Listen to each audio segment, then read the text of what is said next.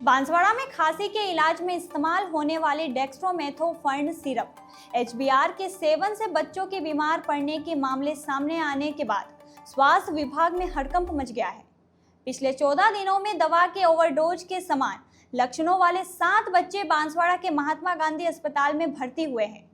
हालांकि डॉक्टर इन मामलों में वास्तविक संख्या बताने से कतरा रहे हैं, लेकिन प्राथमिक जांच में बच्चों के बीमार होने का कारण दवा का ओवरडोज ही माना जा रहा है। सोमवार शाम को भी एक बच्चे को एमजी अस्पताल में भर्ती कराया गया। प्रदेश में भरतपुर में इसी दवा के कारण 2 बच्चे के गंभीर रूप से बीमार होने और सीकर में एक बच्चे की मौत के बाद राज्य सरकार ने तुरंत इस सिरप के उपयोग और वितरण पर रोक लगा दी थी। बांसवाड़ा में 50,000 सिरप की खेप रोकी गई। बांसवाड़ा में भी सरकारी अस्पतालों में इस दवा के उपयोग और वितरण पर तत्काल रोक लगा दी गई है। जिले के इस दवा की लगभग 50,000 सिरप की खेप मिली थी, जिनमें से 13,000 सिरप विभिन्न सरकारी अस्पतालों में सप्लाई की जा चुकी थी। बाकी लगभग 37,000 सिरप वेयर हाउस में रखी हुई है। स्वास्थ्य विभाग ने सोमवार को सभी अस्पताल प्रभारियों को स्पष्ट निर्देश दिए हैं कि वे इस सिरप का इस्तेमाल न करें। इस सिरप की निर्माता कंपनी कैसन फार्मा द्वारा सप्लाई की गई थी। बच्चों के बीमार होने के मामले सामने आने के बाद RMSCL मुख्यालय ने दवा के वितरण और उपयोग पर अगले आदेश तक रोक लगा दी है। प्रदेश के सभी जिलों में इस दवा की कुल 21 बैच में लाखों की मात्रा में सप्लाई की गई थी, जिसे अब होल्ड पर कर दिया गया है। हालांकि जिला अधिकारियों का कहना है कि बांसवाड़ा में जिसे बैच की शिकायतें मिली है, उस बैच की दवा की सप्लाई नहीं हुई है। यह सिरप मुख्य रूप से सूखी या हल्की खांसी के इलाज के लिए दी जाती है। दवा के ओवरडोज के सामान्य लक्षणों में चक्कर, बेहोशी, अत्यधिक नींद, सुस्ती, श्वसन दर धीमी होना, हृदय गति में बदलाव, मांसपेशियों में कमजोरी, उल्टी या दस्त शामिल है।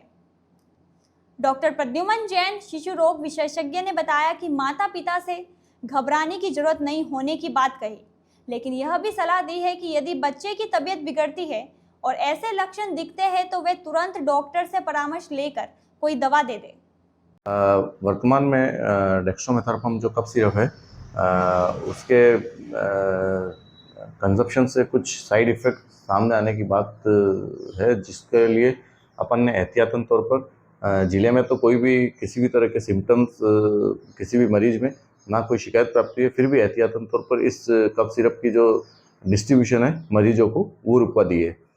तो सर जिले में अभी हाल फिलहाल सभी PSC-CSC पर हटा दिया गया है या निजी अस्पताल में अपने जो जिला चिकित्सालय हो गए PSC-CSC पर जहाँ पर भी ये दवाई अवेलेबल है, तो सभी चिकित्सा अधिकारी प्रभारियों को, खंड मुख्य चिकित्सा अधिकारी एवं PMO साहब को आगामी आदेश तक इसकी जो डिस्ट्रीब्यूशन है उसको रोकने के निर्देश दिए हैं। भरतपुर में सर्वप्रथम सिरप डेक्स्ट्रोमेथोफर्न जो कि कैसन फार्मा द्वारा निर्मित थी, उसके कुछ दुष्प्रभाव या प्रतिकूल प्रभाव देखने को मिले थे। उसके आधार पर राज्य नोडल अधिकारी श्री राम बाबू जायसवाल द्वारा मुख्यालय RMSC मुख्यालय को सूचित किया गया। उस पर संज्ञान लेते हुए MD सर द्वारा एवं OSD सर द्वारा सिरप डेक्स्ट्रोमेथोफर्न के जितने भी बैचेस थे जो पूरे राज्य भर में वितरित किए गए थे, सभी पर रोक लगा दी गई है ताकि ऐसे प्रतिकूल प्रभाव न देखने को मिले। और इस जो दवाई है, ये दवाई का वो बैच नहीं जिसकी हमें अक्सर जिसके प्रतिकूल प्रभाव देखते हैं। अन्य बैच जो थे वो जिला अस्पताल, उप जिला अस्पताल एवं सभी सामुदायिक स्वास्थ्य केंद्र एवं प्राथमिक स्वास्थ्य केंद्र को वितरित किए गए हैं, लेकिन अभी ऐसी किसी तरह की प्रतिकूल घटना की सूचना अभी तक प्राप्त है। सर अभी वेयर हाउस में अभी कितना स्टॉक होगा? वेयर हाउस में अभी करीब 35,000 से ज़्यादा सिरप हमारे पास पड़े हैं और 15,000 से ज़्यादा कुछ वितरित हो चुके हैं। तो क्या सर उनको हटा दिया गया है? हाँ, सभी को निर्देशित कर दिया गया है। जिनके पास प्राथमिक स्वास्थ्य केंद्र, सामुदायिक स्वास्थ्य केंद्र और जो भी संस्थान है जिनके पास भी दवाइयाँ प्राप्त हैं, उन लोगों को सभी को निर्देशित कर दिया गया है कि उसको अलग रख दें, उसके ऊपर टैप लगा के उसको सुनिश्चित कर लें कि ये किसी के भी उपयोग एवं वितरण में काम में न लाए।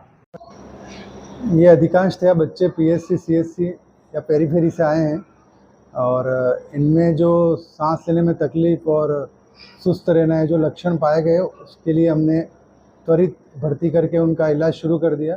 इसमें से अधिकांश बच्चे छुट्टियों के घर चले जा चुके हैं और हमारे यहाँ MG अस्पताल से कोई दवाई लेके इस तरह से बीमार होने का मामला नहीं है।